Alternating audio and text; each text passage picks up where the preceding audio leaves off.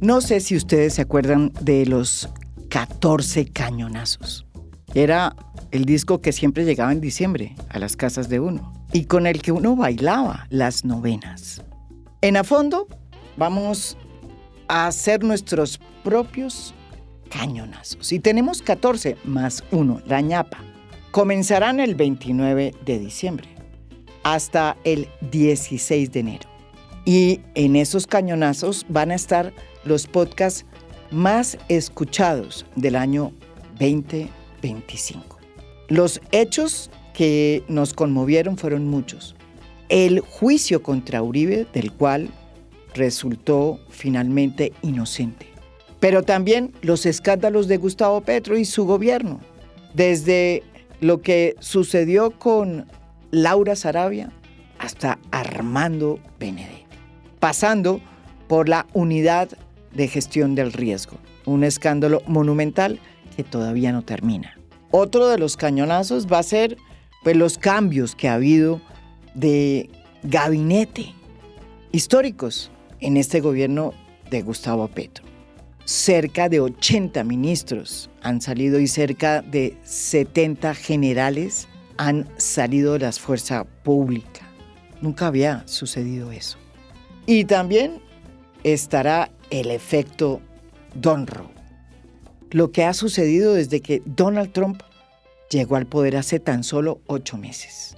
8 meses que han cambiado el rumbo que ha impuesto los Estados Unidos para relacionarse con el mundo y sobre todo con nosotros, con su patio trasero. Así nos llaman ahora. Varios cañonazos hicimos también sobre ese tema. Pero no se los voy a contar todos, escúchenlos. 14 cañonazos en A Fondo, más la ñapa, que no se la cuento para que la escuchen. Feliz Navidad y próspero Año Nuevo. De corazón y desde el fondo de A Fondo.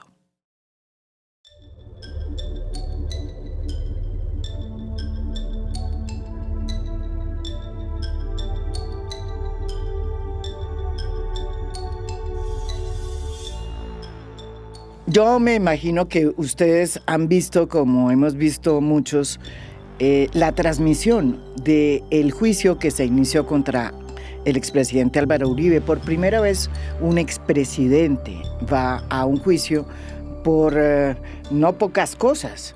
Se le acusa de 3 delitos muy graves.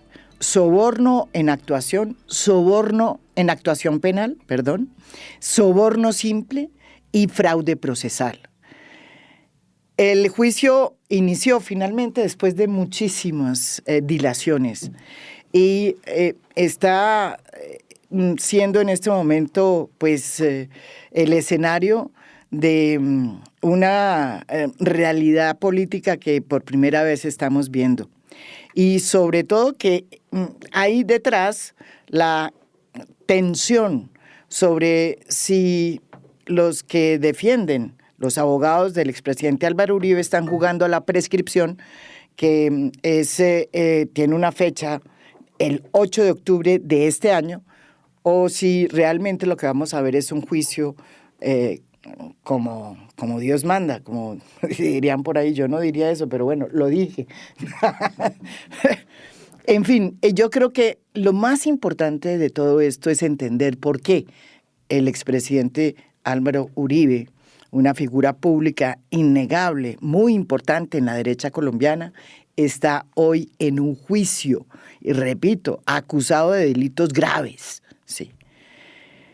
Por eso decidimos hacer esta génesis o explicativa, a modo explicativa de este podcast, con 2 de los protagonistas que nos van a ayudar a explicar por qué es que esto no es una operación que va a acabar o dirigida a acabar con la respetabilidad o no del expresidente Álvaro Uribe, sino que es parte de una realidad y que formó parte de un proceso que viene de atrás y que además de eso produjo una decisión por parte de la Fiscalía y hoy por eso está acusado.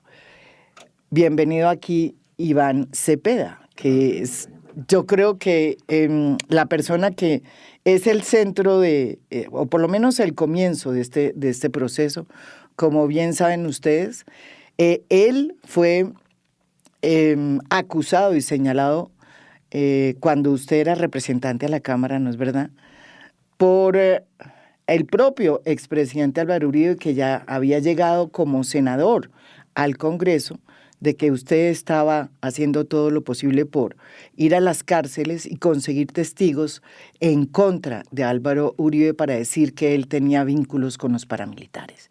Ahí comienza esta historia. ¿De eso hace cuánto, senador? Pues ya prácticamente, bueno, primero un saludo aquí a Miguel Ángel también. Sí, gracias María Jimena por esta conversación. En realidad esto fue en agosto, septiembre de 2011, así que vamos ya para 13 años prácticamente. Imagínese, 14. Y para hacer una historia larga, corta, lo que sucedió después es que las cosas cambiaron, porque después de unos 2 o 3 años, la Corte Suprema de Justicia decidió que había que investigar al senador Álvaro Uribe y cerró la investigación contra Iván Cepeda. Por además falsos testimonios y por manipulación de testigos, en ese caso, si me acuerdo mal. Pero entonces también tenemos, precisamente ahí entra nuestro segundo invitado. Bienvenido aquí, Miguel Ángel del Río, abogado, defensor de yo creo que los testigos más claves y más importantes de todo este proceso. Juan Guillermo Monsalve y Deyanira. Bienvenido acá. Gracias, María Jimena. Un saludo especial a Iván. Gracias por la invitación. Estamos en un momento crucial en eso que se llama, creo que el juicio más importante de la historia judicial reciente, entendiendo, y en esto quiero hacer la gran primera conclusión, que esto no es un proceso político, esto es un proceso judicial, que tiene connotaciones políticas y que tendrá consecuencias políticas, pero es un proceso judicial. Gracias por la invitación. Yo quería comenzar por estos dos personajes y sobre todo por Juan Guillermo Monsalve, porque yo creo que explica muy bien, a mí me impresiona. Nosotros hicimos aquí una entrevista hace 3 años, yo creo que es la segunda entrevista que él dio y la primera en donde él puede hablar y explicar cuál fue su relación con la familia de Álvaro Uribe. Él dice que no conoció a Álvaro Uribe, pero que sí conoció a su hermano, ¿sí?, a Santiago, pero cuenta además toda su relación con ese grupo de autodefensa o como se llame que se formó y su relación con otros personajes que después van a aparecer en este juicio y que tuvieron una profunda conexión con lo que sucedió en esa finca que en ese momento sí era de propiedad de la familia de Álvaro Uribe Vélez. ¿Por qué comenzaste tú a hacer estas investigaciones y cuándo apareció Juan Guillermo Monsalve? Pues en realidad este es el desarrollo de lo que fue mi trabajo en derechos humanos. Yo en realidad llegué a ser congresista más por mi labor de derechos humanos y con las víctimas que por otra razón distinta. Y lo que comencé a hacer en el Congreso fue eso, fue una labor de cara a los grandes problemas de derechos humanos, las víctimas, los crímenes de lesa humanidad, las desapariciones forzadas y las cárceles. Y quien entra a las cárceles del país no solamente descubre una realidad terrible, sino también la historia de lo que es la criminalidad en este país. Allí está toda la verdad, todos los nexos.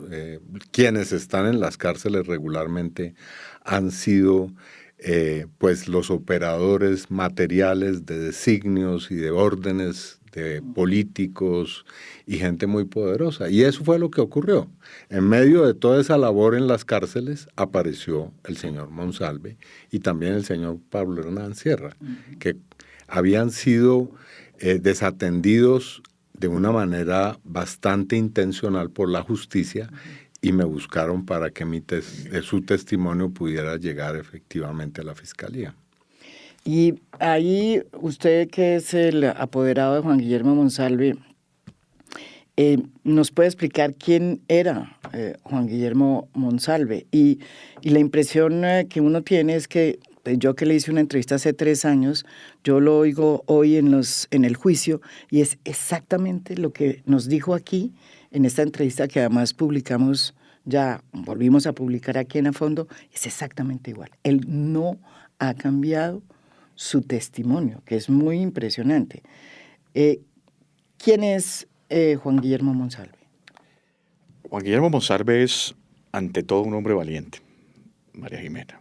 Es una persona que, así como usted lo plantea, de los pocos testigos que han podido manejar una secuencia coherente de su testimonio durante tantos años. Es decir, desde el año 2011, Juan Guillermo Monsalve está diciendo exactamente lo mismo. Exacto. Tanto será el poder de su testimonio que la primera vez que fue a dar una declaración, el fiscal de Justicia y Paz le dijo: no, señor, eso que nos está diciendo es muy grave, yo no se la termino de recibir. Sí. Y lo devolvió. Y es a partir de ahí donde él dice: yo quiero que escuchen mi versión. Y esa versión, que ha sido reiterada en medios públicos, ante la justicia, ha sido coherente. ¿Y en qué se sustenta la coherencia? Que él, como hijo del capataz de la finca Guacharacas, Que en ese momento era de Álvaro, de que la era familia. de los hermanos Uribe Vélez, fue testigo de la creación del bloque Metro y de las relaciones que se tuvo entre la política y el paramilitarismo. Fundamentalmente, y en eso también ha sido coherente, porque además lo muestran como un triunfo la defensa, decir que es que él finalmente aceptó que nunca vio a Uribe Vélez. Es que él siempre lo ha dicho. Él lo dijo siempre claramente. ha dicho: yo nunca vi a Álvaro Uribe Vélez en la hacienda. Lo que yo sí pude evidenciar es, primero, las relaciones directas de Santiago Uribe con los hermanos Gallón Henao y los hermanos Villegas, Que eran y vecinos. las comunicaciones, esto es lo importante, que molestó además al acusado, las comunicaciones de Luis Alberto Villegas, alias Tubo, jefe paramilitar, con Álvaro Uribe Vélez pidiendo protección y seguridad para el grupo paramilitar. Y eso también lo ha dicho en el tiempo. Que molestó entonces a Álvaro Uribe Vélez, que termina autoincriminándose en la audiencia de juicio diciendo que aclararan el tema, porque él lo que había enviado eran tropas del ejército a acompañar a fuerzas paramilitares. Es decir, el testimonio de él, María Jimena, ha sido un testimonio siempre coherente, lo que le ha provocado atentados, envenenamientos, en fin, una cantidad de situaciones irregulares y delictivas además. Hay que aclarar que en ese momento Álvaro Uribe ya era gobernador de Antioquia. Así es. Entonces, para mí es un testigo muy importante. Con él no se necesita ni siquiera una conversación previa a un juicio, porque tiene clarísimo los momentos, las fechas. Y gracias a él se han tomado decisiones importantísimas. El auto que resuelve la situación jurídica en la Corte Suprema de Justicia, parte de los hechos indiciarios que terminan considerándola, pues nacen precisamente de su testimonio, de su intervención. La condena disciplinaria, o la sanción disciplinaria del abogado Diego Cadena, nace de la declaración de él. En fin, todo el aporte que ha hecho Juan Guillermo Monsalve ha dado resultados significativos. Entonces, para mí es un hombre valiente que hay que cuidar. Es decir, fíjese que incluso un día antes de su diligencia de declaración hubo lo que a mí todavía me sigue pareciendo un ejercicio de intimidación, y volverá a juicio, porque recordemos ¿Qué fue lo que pasó? Lo que pasó fue que hicieron una visita rutinaria, según advierten las autoridades penitenciarias, cosa que a mí no me parece rutinaria, porque la última vez que le habían hecho una visita rutinaria había sido hace un año. Entonces esto de casualidad tiene poco, conociendo además la dimensión de lo que representa Juan Guillermo Monsalve. Pero terminó dando una declaración coherente, sensata, argumentada sobre su intervención, y repito, volverá a juicio porque será llamado nuevamente por la defensa como testigo común, ya para tocar otros aspectos, pero seguramente seguirá siendo un testimonio coherente y ojalá constructor de un indicio muy fuerte para establecer esa responsabilidad penal. Iván, una de las cosas que se le devolvió al expresidente Álvaro Uribe es que pues Monsalve había sido, digamos, según la versión del expresidente, tú habías ido a decirle a Monsalve y a darle plata y a no sé qué para que cambiara su testimonio y hablara en contra de Álvaro Uribe. Esa es la tesis y esa fue la acusación en la que se basó pues todo el inicio de la investigación contra ti. Y lo que se ha ido descubriendo es todo lo contrario, que fue que el expresidente Álvaro Uribe, a través de sus abogados, intentó una y mil veces evitar que Monsalve dijera lo que siempre ha dicho. Tú que has estado en la mitad de todo esto, o sea, ¿qué es lo que has visto? ¿Qué es lo que te ha costado a ti entender? Porque has ido perseverando. Tú siempre has dicho lo mismo. Tú fuiste, viste y denunciaste. ¿Qué es lo que encontraste que te sorprendió? No, esta es una historia sencilla.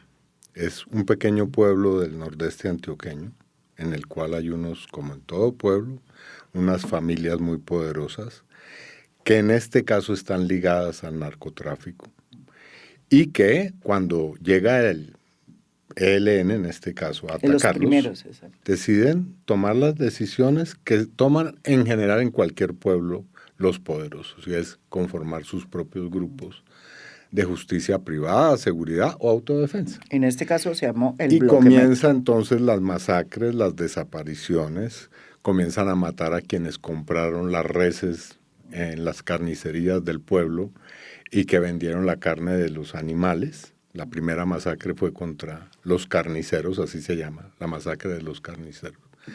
Y después ya a convertir ese pueblo en un epicentro del paramilitarismo, porque ahí ese pueblo está a pocos kilómetros de Amalfi, de la cuna de los Castaño, de los Rendón, y también muy conectado con los Gallón, que son un clan narcotraficante muy importante. Y bueno, en fin, toda esa época y está de la las familia convivir, Villegas. los Villegas, todo lo que estaba ocurriendo en el Aro y la Granja, la muerte de Jesús María Valle, defensor de derechos humanos. En fin, el momento de la génesis del paramilitarismo en Antioquia. Álvaro Ese Uribe, es el problema. gobernador. Álvaro Uribe y Santiago Uribe y el llamado pecoso Jaime Uribe, que es el otro hermano, y esos clanes, todos, los Gallón, los Rendón, los Castaño Gil, los Ochoa, los Santoyo, que eran policías, que eran guardaespaldas de toda esa gente. En fin, esa historia que es tan importante, después cuando comienza a brotar, pues obviamente hay que silenciarla a toda costa. Y Uribe crea también, eso es lo que demuestra todo este aparato, toda esta historia que viene después, un aparato que opera precisamente no solamente contra Monsalve, contra mí o contra Miguel Ángel o contra el magistrado Iván Velázquez, sino para silenciar a todo aquel que quiera poner en evidencia ese pasado terrible. Y ese aparato funciona de una manera, digamos, sorprendente, es una cosa enorme. ¿Qué tiene que ver eso con la desaparición del Bloque Metro? Porque es que después, con el transcurso del tiempo, el gobernador del cual estamos hablando, que es Álvaro Uribe Vélez, pues sube y asciende puestos en la política hasta llegar al máximo puesto, el más importante, y en el 2002 llega a ser presidente de este país. Y, oh sorpresa, 2 años después, el Bloque Metro, antes de que se sientan en Ralito, desaparece y empiezan a ser asesinados todos los miembros integrantes del Bloque Metro. Sí, es que esa es la historia de todos esos aparatos criminales. Unos fungen y son importantes en un momento y al momento siguiente se convierten en un estorbo. Y entonces aparece otro aparato para acabar con ese primero. Eso fue lo que pasó con el cartel de Medellín, con todos los carteles. Uh-huh. Entonces el metro sirvió para ciertos fines, pero en un momento determinado se convirtió en realmente un problema. ¿Por qué? Porque todos los integrantes de esas organizaciones habían participado en cuestiones que ligaban a clanes familiares muy poderosos, que estaban intentando ahora pasar a la vida de gente de bien y de limpiar su hoja de vida en el plano político, como fue el caso de Uribe. No, Uribe se quiso desprender de todo ese pasado. Y efectivamente lo que vino fue una guerra entre el bloque Metro y el bloque Central Bolívar, en la que algunos integrantes del bloque Metro pasaron al bloque Central Bolívar, como el caso de Luis Alberto Villegas, y luego fueron asesinados también. Y después el señor Julián Bolívar, que hay que decirlo, era el que dirigía ese bloque paramilitar, misteriosamente no resultó extraditado. Es decir, se extraditó a todo el mundo, a Mancuso, al Tuzo, bueno, Tuzo Sierra era un narcotraficante realmente, pero a otros paramilitares, 14 de ellos, pero a este señor no se le extraditó.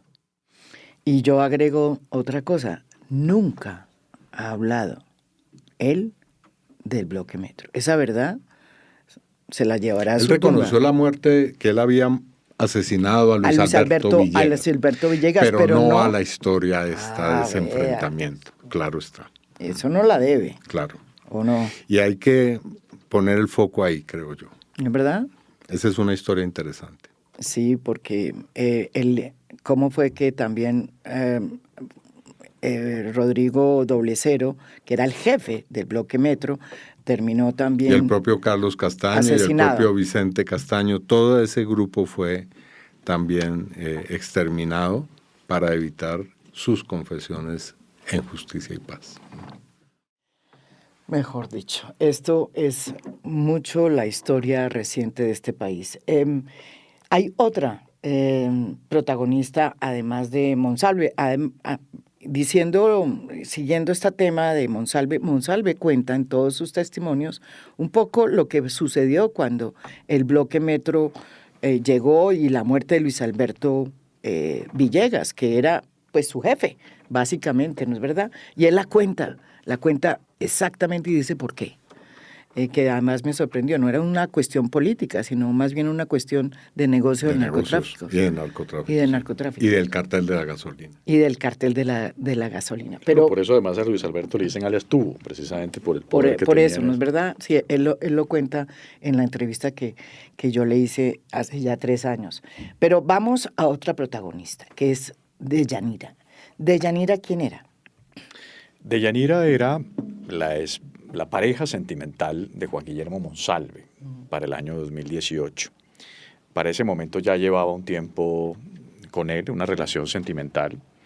Y Deyanira es fundamental por 2 razones.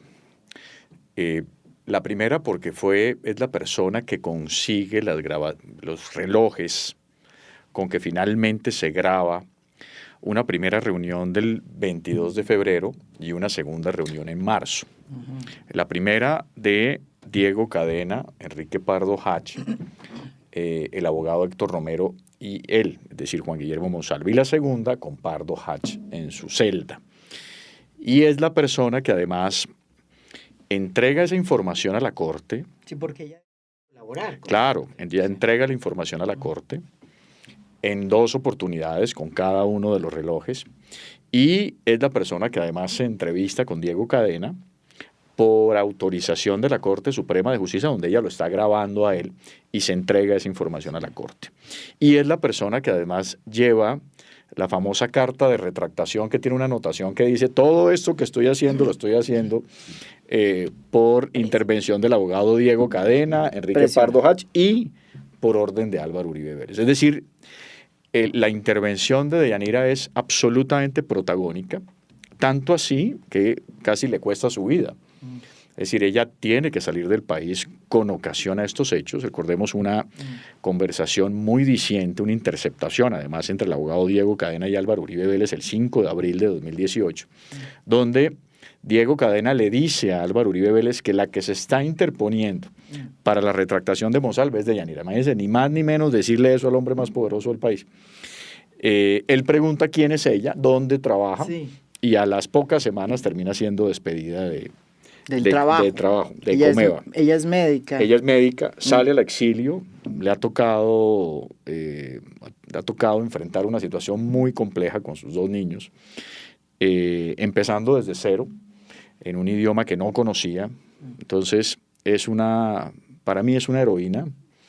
Han querido decir que es miembro de las FARC y que realiza actividades terroristas, es decir, una cantidad de infundios, porque aquí, como lo dice Iván, el que se enfrenta al poderoso termina entonces siendo sometido al escarnio público. Y todas esas bodegas y todos esos políticos fundamentalistas que no hacen otra cosa sino ser obsecuentes con Álvaro Uribe Vélez, pues caen en la misma dinámica, en el mismo relato de que Deyanira es una criminal, en fin. Ninguna autoridad judicial ha podido establecer el vínculo de Deyanira Gómez con ninguna organización criminal. Y si los vínculos criminales de ella nacen con ocasión a su relación sentimental, eso ya es un grave daño al enfoque de género. Es decir, para mí es una mujer muy valiente, un ser humano impecable desde el punto de vista de su profesión, y eso la convirtió en víctima dentro del proceso penal. Es decir, ahí es cuando ella llega como protagonista del proceso. Se pudo demostrar ante todas las instancias, porque esa batalla la dimos ante todas las instancias, que era una víctima, y hoy estamos en la posición que estamos. Dio su declaración, una declaración muy clara, también muy coherente en el tiempo, estableciendo cómo se ingresaron los relojes, cómo se pasa esa información a la Corte y su intervención real. Y una pregunta, es que precisamente estas interceptaciones son claves dentro de este proceso, porque en un primer momento, creo que fue la Fiscalía, o yo no sé cuál fue la autoridad judicial que decidió que no valían como prueba. Y la Fiscalía de Barbosa. La Fiscalía de Barbosa dice, no, esto no vale como prueba porque entre otras... Quiso invalidarlo.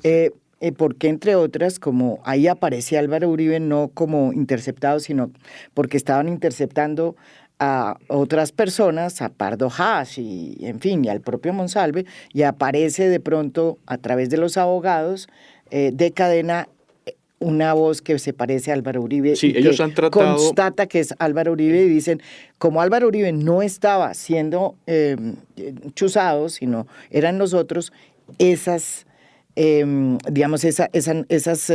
interceptaciones no valen. Ellos han tratado... Resulta que ahora la Corte acaba de decir todo lo contrario. Claro, ellos han tratado en el desarrollo de la actuación. Esta no es la primera vez que lo intentan. De hecho, cuando arranca el proceso, ellos tratan por vía de nulidad de que esas interceptaciones se caigan. Y el punto central del debate de ellos son 2. El primero, que son conversaciones entre abogado-cliente y que por tal razón gozan de cierta reserva legal. Sí. Sin embargo, la propia Corte ha advertido en jurisprudencia que si esa relación, si bien la ponen en duda, porque en realidad Diego Cadena no era un abogado de Álvaro Uribe Vélez, pero si así lo fuera, para ciertas cosas, si así lo fuera, dice la Corte, cuando esté por medio de esa relación profesional la posible comisión de una conducta punible, se pierde la reserva legal por parte de esa relación profesional. Y el segundo elemento que ha utilizado la defensa es que no se estaba interceptando a Álvaro Uribe, sino a Nilton Córdoba, que era a los otros. Otras personas, y que entonces ahí hubo un desconocimiento, una violación al debido proceso.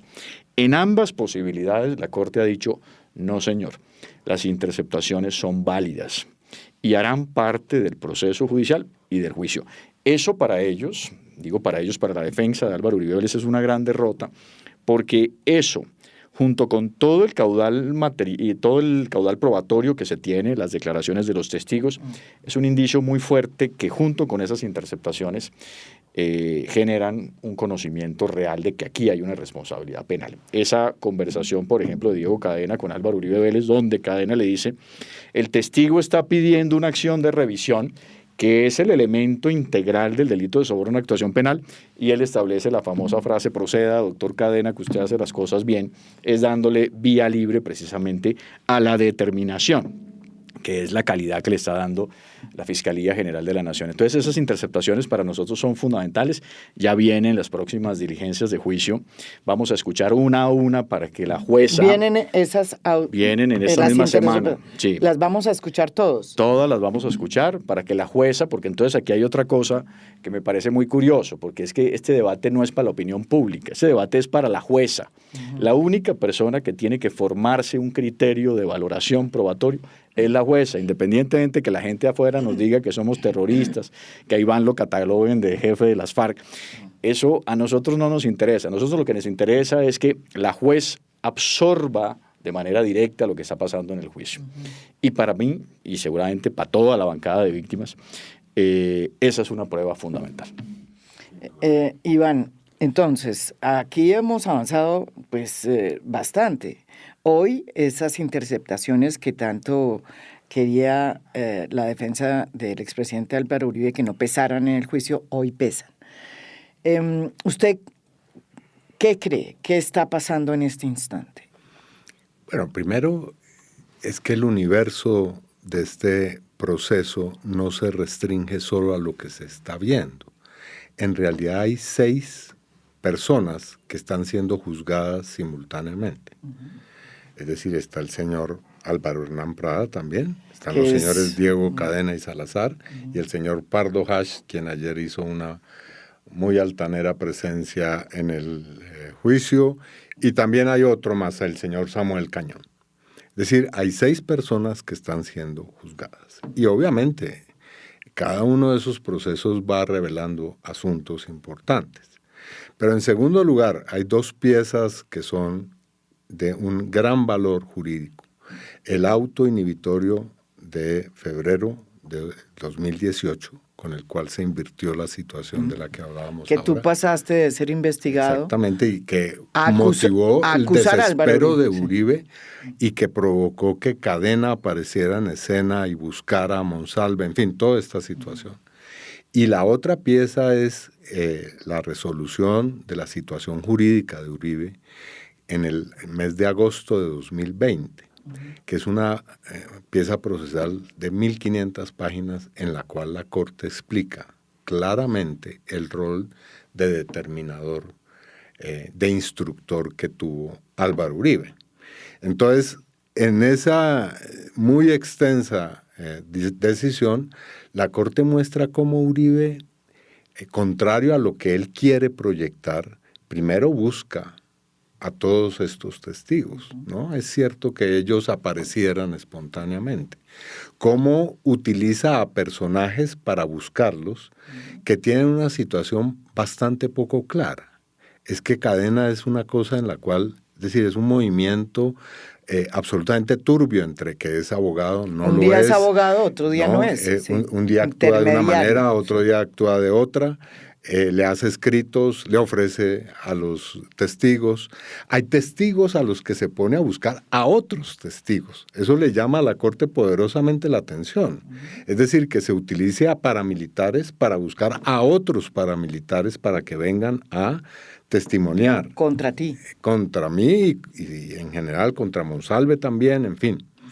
Y además de eso, después Uribe, que dice que no tiene conocimiento, que no tiene interés en algo que está ocurriendo por allá, parece ser en un lugar muy distante, cuando la Corte evidencia que, contrario a ese discurso de esa total indiferencia, Uribe está pendiente, y esto aparece en las interceptaciones todo el tiempo, paso a paso de qué se está haciendo. Uribe, aquel de los consejos comunitarios que le importaba hasta, digamos, la última de las actuaciones de sus funcionarios, el que es microgerencial en todo, entonces nos proyecta ante la opinión pública el discurso de que no, allá Cadena hacía unas cosas, de vez en cuando le informaba, pero él lo único que le pedía era que le trajera la verdad judicial. La Corte dice además, cuando sabe Uribe que están mintiendo. Es decir, hay testigos que ya se ha establecido que mienten y Uribe persiste en defenderlos como ejemplo testigo. El señor Carlos Enrique Vélez o el señor Pardo Hash, en fin, todos ellos, ¿no?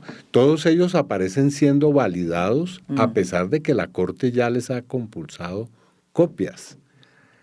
Entonces, digamos que más allá de lo que la defensa quiere discutir, si es tal o cual procedimiento se hizo o no se hizo, quién dijo qué cosa, es el conjunto de esta realidad el que es inocultable. Además que hay un capítulo, y perdona María Jimena, le acoto algo Iván ahí, hay un capítulo que para mí es casi que de génesis para el tema de manipulación, y ese famoso trino donde dice: invito a la población carcelaria de si Comenzando tienen por ahí. información De Álvaro Uribe. dice Álvaro Uribe en un Twitter famoso, dice: invito a la población carcelaria Es que una tenga invitación conocimientos. a la ciudadanía. O sea, imagínese un hombre Que tan tenga poderoso conocimientos. de actividades de Iván Cepeda, buscando testigos o manipulando testigos. Imagínese lo que eso provoca, que ahí es donde dice nuestro respetado amigo Eduardo Montalegre, ahí se prende la máquina criminal, cosa que comparto además, porque ¿quién le hace una invitación a una población carcelaria necesitada de tantas cosas, la población carcelaria? Y ahí es donde viene precisamente la maquinación y todo el desarrollo de muchas otras cosas, entre otras, pues la búsqueda siempre de testigos en contra de Iván Cepeda, porque recordemos que aquí hay un modus operandi y un lugar común, y es que todos los testigos que se querían retractar debían establecer dentro de sus consideraciones que habían sido manipulados por Iván Cepeda. Entonces, eso es un poco el sello característico Sí, es de un Álvaro Uribe libreto. Vélez en esto. Es un libreto, Sí. sí, que lo confirma muy bien pues la carta de retractación de Juan Guillermo Monsalve. La Corte habla de un modus operandi. Y lo que dice la Corte es que le sorprende que después de que en el 2018 ya estableció unas cosas, ¿no? Y dijo: mire, aquí Hay un modus. hay un señor que es abogado, que no era el señor Cadena, sino era el señor Wilser Molina, que está consiguiendo testigos así y así, y estos testigos se comportan de esta manera. Entonces dice la Corte que lo que más le preocupa es que en el 2020 se siguen haciendo las mismas cosas, con distinta gente, pero idénticas, ¿no?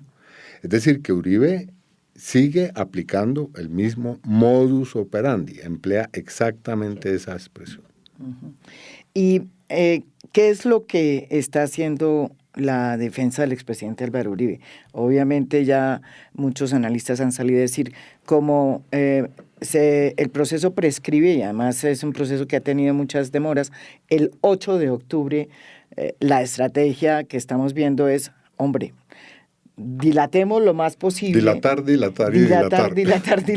Exacto. En lugar de trabajar, dilatar, para ver si el 8 de octubre salimos avanti y pues se prescribe el proceso, y aquí ya se acabó este episodio complicado para el expresidente Álvaro Uribe. Sí, aquí hay dos estrategias. La primera es la búsqueda de la prescripción como estrategia macro, y consiste en extender el proceso de cualquier modo, buscando una nulidad, buscando la recusación de la jueza, una acción de tutela con medida cautelar, demorando el juicio. Vimos solamente ayer, por ejemplo, que le ponen de presente un video a un testigo cuando no es el video que precisamente habían anunciado. Lo ponen a que lo vea 1 hora, para que después el testigo diga: no, es que ese no es el minuto que a mí me establecieron, y entonces vuelven a entregárselo. Ahí se ganaron 2 horas. Y así, entonces, extender el proceso. Entre otras cosas, le ponen un video de 2 horas para hacerle una pregunta de 10 segundos que se aclaró de manera muy rápida.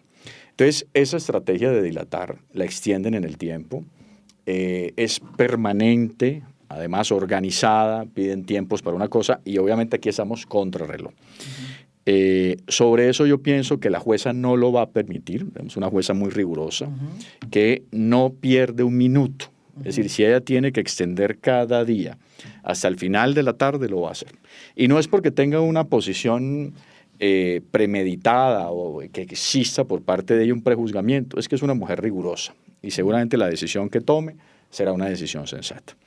Y el segundo o la segunda estrategia es un ataque periférico a la actuación, porque es que aquí han utilizado como triunfos dos cosas. Iván Cepeda en su declaración decía: a mí no me consta que Álvaro Uribe Vélez haya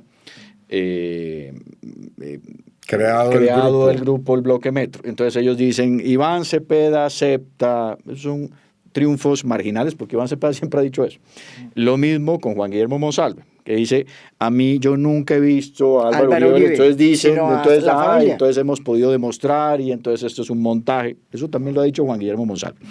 Entonces, el verdadero debate aquí, que ellos no han podido desvirtuar, es Álvaro Uribe Vélez determinó o no a unos abogados con el propósito de que fueran a las cárceles del país a buscar testimonios amañados e inculpar a Iván Cepeda. Ese es el verdadero debate y ese es nuestro debate. Y ese es el debate de fiscalía. Aquí una cosita solamente, Miguel Ángel, y es que para eso se crean los aparatos criminales. Es decir, es precisamente para que como se llama esto, el hombre de atrás, el que dirige, no tenga que estar directamente implicado en las acciones, sino que sencillamente existe tal cantidad de intermediaciones que él puede darse el lujo de decir, no, todo eso, no, yo no tengo nada que ver con eso fue un señor por allá. ¿Dijo eso? No, eso lo dijo porque a él se le ocurrió. ¿Ofreció eso? ¿Pagó eso? De hecho, dentro de los relatos que han tratado de crear, y lo hemos escuchado, aunque han cambiado ya un poquito esa tesis, es que si existió alguna eventualidad penal, no fue de Álvaro Uribe Vélez, sino de Diego Cadena o de Pardo Hach o de cualquier otro. Que entre otras cosas también ha sido modus operandi de Uribe hasta con sus propios ministros. Con toda esa bancada de ministros presos, lo que decía es que son buenos muchachos que no sé, que se equivocaron en el camino. Y él ha sido en la política y en las actividades delictivas el gran determinador de este país. Sí. Total. Ahora, inevitable no pensar que en este juicio jurídico, porque ese es un juicio que se está librando en los estados judiciales, no haya un tema político. O porque estamos hablando de, yo creo que uno de los jefes políticos más importantes de las últimas décadas en Colombia, que es además el epicentro de una derecha que fue muy importante y sigue siendo muy importante en la política colombiana. Lo pregunto porque estamos en plena inicio de una campaña electoral. Este juicio, y lo digo ya y lo pregunto, es también... hemos dicho, cae en este ambiente preelectoral. Inevitablemente va a tener un efecto. Pues como político. Todo lo que ocurre hoy en Colombia. Entonces, aquí no se mueve nada sin que tenga una repercusión en ese escenario. Pero a mí más me interesa poner de presente otra circunstancia, que es mucho más, yo diría, de fondo, y es que este juicio tiene un valor político en el sentido de que es un hecho democrático. Uh-huh. Es decir, que indica que la sociedad colombiana puede llegar al nivel en el cual los poderosos, o sea, las personas que tienen la mayor capacidad de incidir en la vida del resto de los colombianos, pueden y deben afrontar sus responsabilidades. Y ese es un hecho que sin lugar a dudas nos haría mejor como sociedad. Ahora, también muestra cosas terribles para Colombia, y es el nivel de perversión con el que se ha ejercido la política en Colombia.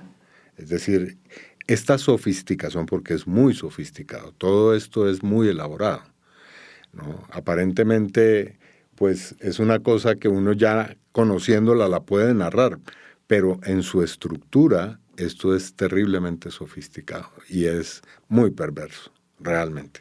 Pero sí es cierto que es la primera vez que un expresidente empieza a tener que enfrentar a la justicia y tiene que ir a un juicio. Y yo estoy de acuerdo con Iván.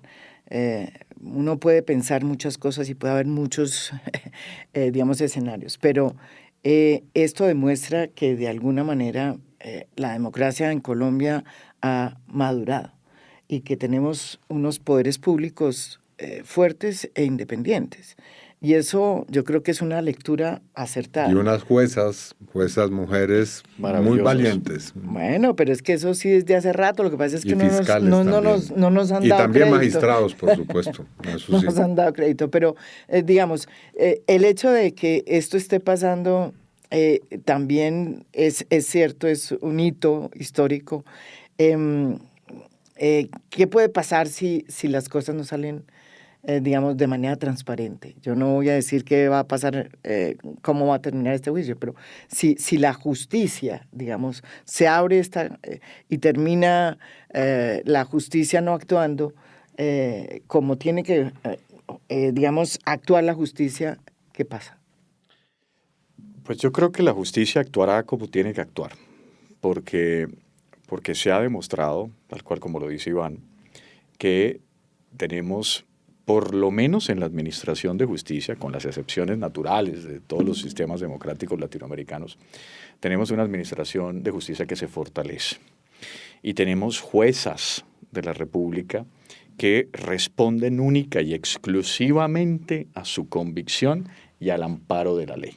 Es decir, aquí no tenemos funcionarios hoy sometidos al poder de turno, porque además hemos gozado, para beneficio de nosotros y perjuicio del acusado, con 3 juezas en línea, 2 que negaron la solicitud de preclusión, enfrentándose de manera directa a amenazas, indicaciones, señalamientos.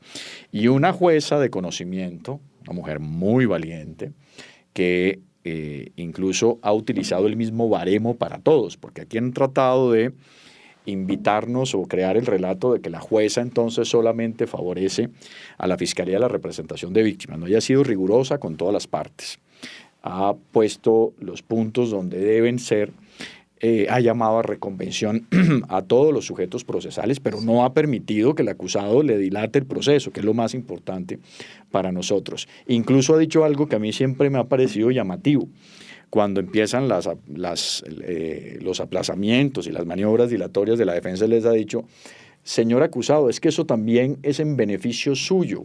Usted ya hoy más que nunca necesita resolver su situación jurídica. Usted lleva muchos años sub judice. Entonces lo que se necesita es para usted también resolver esa situación jurídica. Obviamente que las ambiciones personales de Uribe son otras, pero lo que tenemos es, para mí, un sistema de justicia fortalecido. Y aquí la decisión que se tome tendrá necesariamente consecuencias políticas. La responsabilidad penal de Álvaro Uribe Vélez será un evento único en la historia reciente.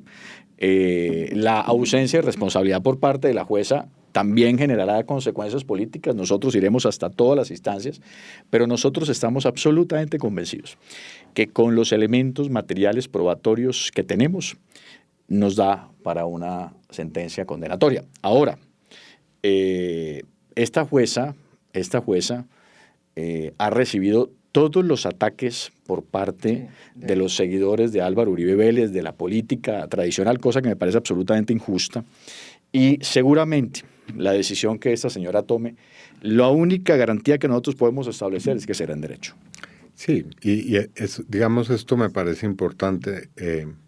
Nosotros como bancada de víctimas, doctor Miguel Ángel, doctor Reinaldo Villalba, Eduardo Montealegre, Jorge Perdomo, Juan David León y Deyanira como víctima, somos respetuosos de la justicia. Es decir, sea cual sea la decisión que se tome, nosotros vamos a acatar la decisión de la justicia y obviamente pues recurriremos a todas las posibilidades de apelación y de recursos que haya, pero muy respetuosos siempre de magistrados, de jueces, de fiscales, incluso con nuestros grandes opositores que han mostrado pues no independencia, en muchos casos hemos sido profundamente respetuosos. Uh-huh.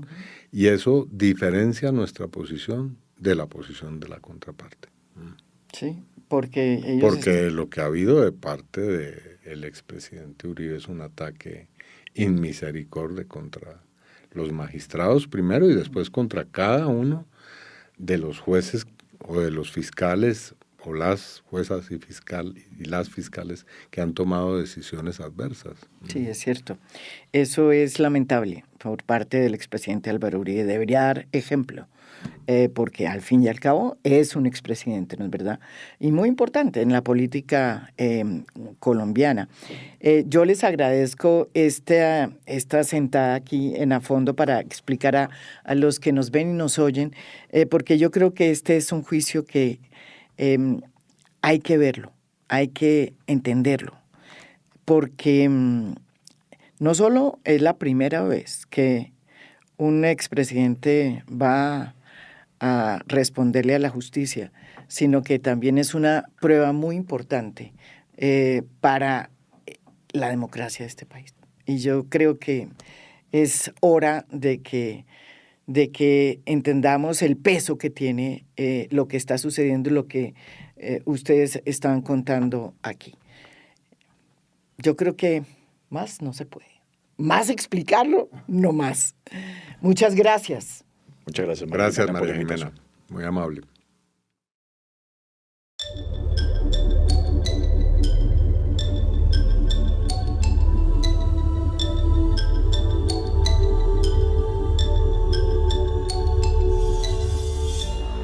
A Fondo es un podcast producido por Mafialand. Producción general, Beatriz Acevedo. Producción de audio, Daniel Chávez Mora. Música original del maestro Óscar Acevedo.